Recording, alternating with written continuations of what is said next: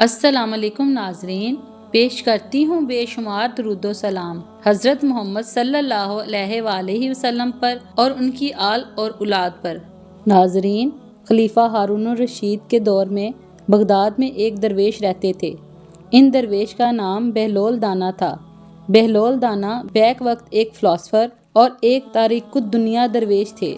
ان کا کوئی گھر کوئی ٹھکانہ نہیں تھا۔ وہ عموماً شہر میں ننگے پاؤں پھرتے تھے اور جس جگہ تھک جاتے وہیں ڈیرا ڈال لیتے تھے۔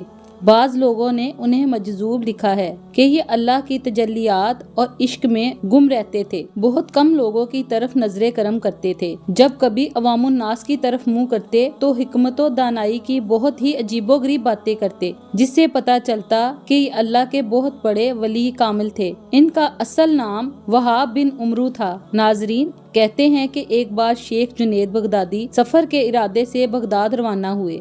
حضرت جنید بغدادی کے کچھ مرید ساتھ تھے۔ شیخ نے مریدوں سے پوچھا، تم لوگوں کو بہلول کا حال معلوم ہے؟ لوگوں نے کہا، حضرت وہ ایک دیوانہ ہے، آپ اس سے مل کر کیا کریں گے؟ شیخ نے جواب دیا، ذرا بہلول کو تلاش کرو، مجھے اس سے کام ہے۔ مریدوں نے شیخ کے حکم کی تعمیل اپنے لیے سعادت سمجھی۔ تھوڑی کوشش کے بعد ایک صحرا میں بہلول کو ڈھونڈ نکالا اور شیخ کو اپنے ساتھ لے کر وہاں پہنچے۔ شیخ بہلول کے سامنے گئے تو دیکھا کہ بہلول سر کے نیچے ایک اینٹ رکھے ہوئے لیٹے ہیں۔ شیخ نے سلام کیا تو بہلول نے جواب دے کر پوچھا، تم کون ہو؟ شیخ صاحب نے جواب دیا کہ میں جنید بغدادی ہوں۔ بہلول دانا نے کہا، تو اے ابو القاسم، تم ہی وہ شیخ ہو جو لوگوں کو بزرگوں کی باتیں سکھاتے ہو؟ جنید بغدادی نے کہا، جی ہاں، کوشش تو کرتا ہوں۔ اس پر بہلول دانا نے پوچھا کہ اچھا تم اپنے کھانے کا طریقہ تو جانتے ہی ہوگے؟ جنید بغدادی نے جواب دیا کہ کیوں نہیں، بسم اللہ پڑھتا ہوں اور اپنے سامنے کی چیز کھاتا ہوں، چھوٹا نوالا بناتا ہوں، آہستہ آہستہ چباتا ہوں، دوسروں کے نوالوں پر نظر نہیں ڈالتا اور کھانا کھاتے وقت اللہ کی یاد سے غافل نہیں ہوتا۔ پھر دوبارہ کہا، جو لقمہ بھی کھاتا ہوں الحمدللہ کہتا ہوں، کھانا شروع کرنے سے پہلے ہاتھ دھوتا ہوں اور فارغ ہونے کے بعد بھی ہاتھ دھوتا ہوں۔ یہ سن کر بہلول اٹھ کھڑے ہوئے اور اپنا دامن شیخ جنید کی طرف جھٹک دیا۔ پھر ان سے کہا، تم انسانوں کے پیر و مرشد بننا چاہتے ہو اور حال یہ ہے کہ اب تک کھانے پینے کا طریقہ بھی نہیں جانتے۔ یہ کہہ کر بہلول نے اپنا راستہ لیا۔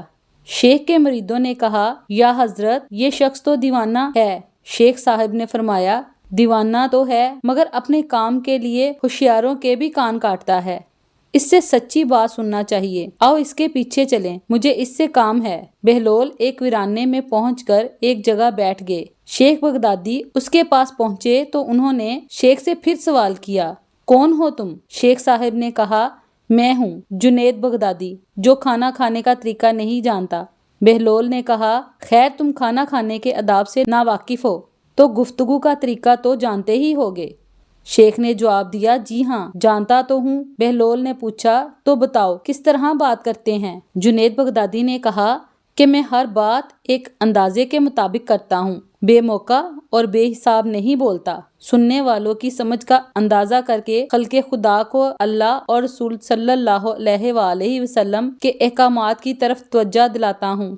یہ خیال رکھتا ہوں کہ اتنی باتیں نہ کہوں کہ لوگ مجھ سے بیزار ہو جائیں۔ اس کے ساتھ گفتگو کے آداب سے متعلق کچھ اور باتیں بھی بیان کی۔ بہلول نے کہا، کھانے کے آداب تو ایک طرف رہے، تمہیں تو بات کرنے کا ڈنگ بھی نہیں آتا۔ پھر شیخ سے منہ پھیرا اور ایک طرف چل دیے۔ مریدوں سے خاموش نہ رہا گیا۔ انہوں نے کہا، یا حضرت، یہ شخص تو دیوانہ ہے، آپ دیوانے سے بھلا کیا توقع رکھتے ہیں؟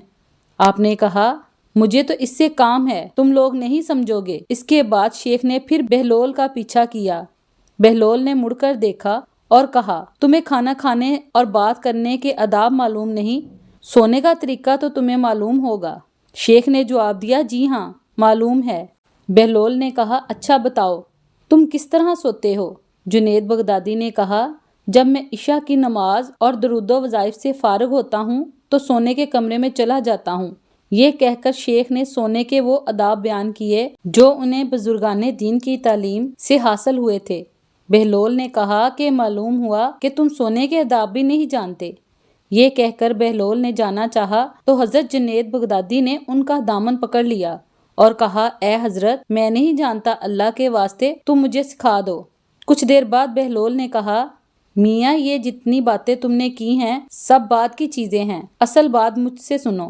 کھانا کھانے کا اصل طریقہ یہ ہے کہ سب سے پہلے حلال کی روزی ہونی چاہیے۔ اگر غذا میں حرام شامل ہو جائے تو جو آداب تم نے بیان کیے ہیں ان کے برتنے سے کوئی فائدہ نہ ہوگا اور دل روشن ہونے کی بجائے اور تاریک ہو جائے گا۔ حضرت جنید بغدادی نے بے ساختہ کہا، جزاک اللہ خیر۔ پھر بہلول نے بتایا، گفتگو کرتے وقت سب سے پہلے دل کا نیک اور پاک ہونا ضروری ہے۔ اگر کوئی غرض یا دنیاوی مطلب کا لگاؤ یا بات فضول قسم کی ہوگی تو خواہ کتنے ہی اچھے الفاظ میں کہی جائے تمہارے لیے وبال جان بن جائے گی، اس لیے ایسے کلام سے خاموشی بہتر ہے۔ پھر سونے کے متعلق بتایا، اس طرح سونے سے متعلق جو کچھ تم نے کہا ہے وہ بھی اصل مقصود نہیں ہے۔ اصل بات یہ ہے کہ جب تم سونے لگو تمہارا دل بغض حسد سے خالی ہو، تمہارے دل میں دنیا اور مال دنیا کی محبت نہ ہو، اور نیند آنے تک اللہ کے ذکر میں مشغول رہو۔ بہلول کی بات ختم ہوتے ہی حضرت جنید بغدادی نے ان کے ہاتھوں کو بوسہ دیا اور ان کے لیے دعا کی۔ حضرت جنید بغدادی کے مرید یہ منظر دیکھ کر حیران رہ گئے۔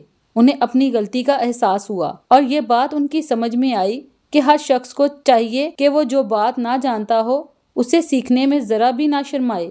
اس کے علاوہ ایک دن بہلول دریا کے کنارے بیٹھے ساحل کے گیلے ریت کو اپنے سامنے جمع کر کے اس کی ڈیریاں بنا رہے تھے، اور ملکہ زبیدہ اپنے محل کے جروکے سے بڑی توجہ کے ساتھ ان کو یہ کام کرتا دیکھ رہی تھی۔ وہ مٹی کی ڈیری بناتے اور پھر اپنے ہاتھ سے ہی اسے گرا دیتے۔ ملکہ جروکے سے اتر کر اپنی سہیلیوں کے ہمراہ دریا کے کنارے آ گئی اور بہلول سے پوچھا کہ یہ کیا کر رہے ہو؟ بہلول نے ادائے بے نیازی سے کہا، جنت میں محل بنا رہا ہوں۔ ملکہ نے سوال کیا، اگر تم سے یہ محل کوئی خریدنا چاہے تو کیا تم اس کو فروخت کر دو گے؟ بہلول نے کہا، ہاں کیوں نہیں، میں بناتا بھی ہوں اور فروخت بھی کرتا ہوں۔ تو بتاؤ ایک محل کی قیمت کیا ہوگی؟ ملکہ کے سوال کرتے ہی بہلول نے بے ساختہ کہا، 3 درہم۔ ملکہ زبیدہ نے اسی وقت اپنی کنیزوں کو حکم دیا کہ بہلول کو 3 درہم ادا کیے جائیں، لہٰذا بہلول کو 3 درہم ادا کر دیے گئے۔ ناظرین، یہ تمام واقعہ ملکہ نے اپنے شوہر خلیفہ ہارون رشید کو بتایا۔ خلیفہ نے اس واقعے کو مذاق میں ٹال دیا۔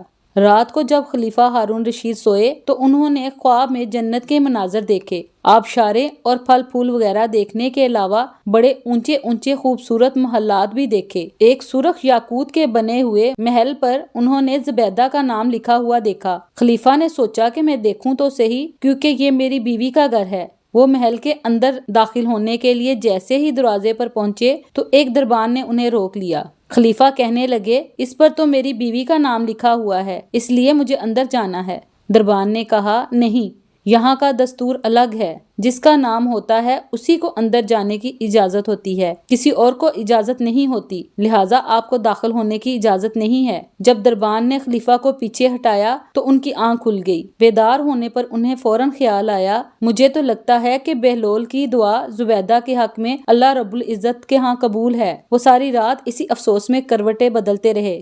شام کو بہلول کو تلاش کرتے ہوئے ادھر ادھر دیکھ رہے تھے کہ اچانک انہیں دیکھی تو کہا کہ میں تمہاری اس سلطنت کا کیا کروں گا؟ اس دنیا کی محبت تو بہت سے گناہوں کی جڑ ہے، جاؤ اپنی سلطنت اپنے پاس رکھو، اس محل کو بھی میں تمہارے لیے 3 درہم میں فروخت کرتا ہوں۔ ناظرین، ایک دن بہلول دانا بازار میں بیٹھے ہوئے تھے۔ کسی شخص نے پوچھا، بہلول کیا کر رہے ہو؟ تو بہلول نے کہا کہ بندوں کی اللہ سے صلح کروا رہا ہوں۔ اس شخص نے کہا، پھر کیا بنا؟ بہلول نے کہا، اللہ تو مان رہا ہے لیکن بندے نہیں مان رہے۔ کچھ عرصے بعد اسی شخص کا گزر ایک قبرستان کے پاس سے ہوا تو دیکھا بہلول قبرستان میں بیٹھے ہیں۔ قریب جا کر پوچھا، بہلول کیا کر رہے ہو؟ بہلول نے کہا، بندوں کی اللہ سے صلح کروا رہا ہوں۔ اس شخص نے کہا، پھر کیا بنا؟ بہلول نے کہا، آج بندے تو مان رہے ہیں مگر اللہ نہیں مان رہا۔ ناظرین، بہلول کے ان واقعات سے سب سے بڑا سبق یہی حاصل ہوتا ہے کہ کچھ نہ جاننے پر بھی دل میں یہ جاننا ہم بہت کچھ جانتے ہیں بہت نقصان پہنچانے والی بات ہے۔ اس سے اصلاح اور ترقی کے راستے بند ہو جاتے ہیں اور انسان گمراہی میں پھنستا چلا جاتا ہے۔ اللہ تعالی ہمیں حق اور سچ سننے اور بولنے کی توفیق عطا فرمائے، آمین یا رب العالمین۔ ناظرین، امید کرتی ہوں کہ یہ ویڈیو آپ کو پسند آئی ہوگی۔ ویڈیو پسند آنے کی صورت میں لائک اور چینل کو سبسکرائب کرنا نہ بھولیے گا۔ ملتے ہیں پھر کسی نئی ویڈیو کے ساتھ۔ اللہ حافظ۔